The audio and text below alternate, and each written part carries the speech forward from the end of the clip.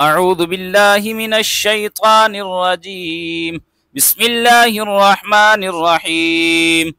تبارك الذي بيده الملك وهو على كل شيء قدير، الذي خلق الموت والحياة ليبلوكم أيكم أحسن عملا، وهو العزيز الغفور، الذي خلق 7 سماوات طباقا ما ترى في خلق الرحمن من تفاوت، فارجع البصر هل ترى من فطور، ثم ارجع البصر كرتين ينقلب إليك البصر خاسئا وهو حسير.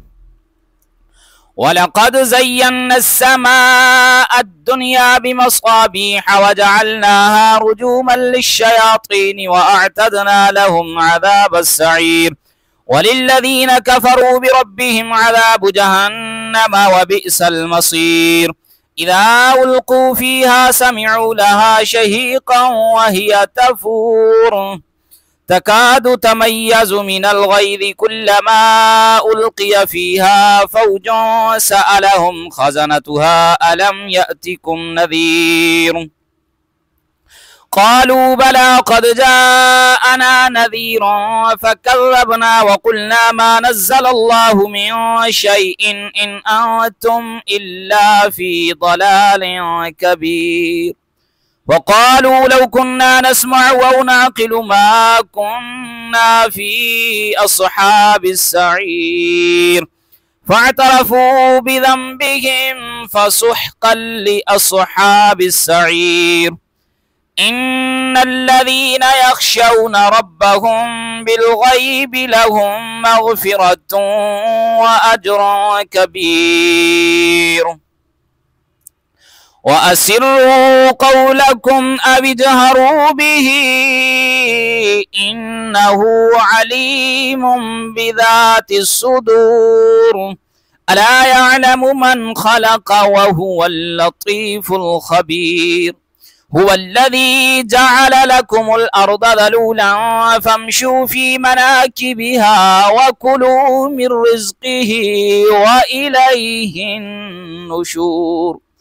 أأمنتم من في السماء أن يخسف بكم الأرض فإذا هي تمور، أم أمنتم من في السماء أن يرسل عليكم حاصبا فستعلمون كيف نذير. ولقد كذب الذين من قبلهم فكيف كان نكير. أولم يروا إلى الطير فوقهم صافات ويقبضن ما يمسكهن إلا الرحمن إنه بكل شيء بصير. أمن هذا الذي هو جند لكم ينصركم من دون الرحمن إن الكافرون إلا في غرور. أمن هذا الذي يرزقكم إن أمسك رزقه بل لجوا في عتب ونفور.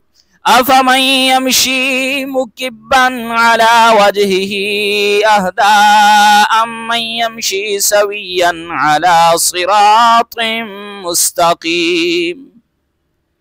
قل هو الذي أنشأكم وجعل لكم السمع والأبصار والأفئدة قليلا ما تشكرون. قل هو الذي ذرأكم في الأرض وإليه تحشرون. ويقولون متى هذا الوعد إن كنتم صادقين. قل إنما العلم عند الله وإنما أنا نذير مبين.